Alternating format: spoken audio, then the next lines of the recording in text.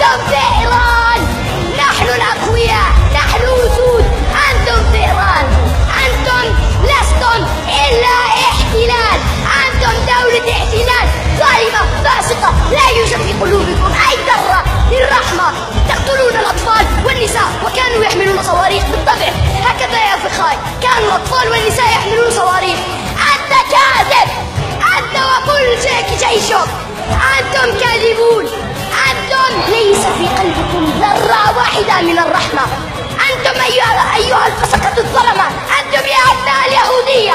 والله والله والله سنحرر فلسطين، والله سنسجد ركعات شكر لله، ولكن في المسجد الأقصى إن شاء الله سنحرر فلسطين، وسنطردكم وسندوس على آخر جثة صهيوني لعين في غزة بأرجلنا الشريفة، سندوس عليكم إن شاء الله.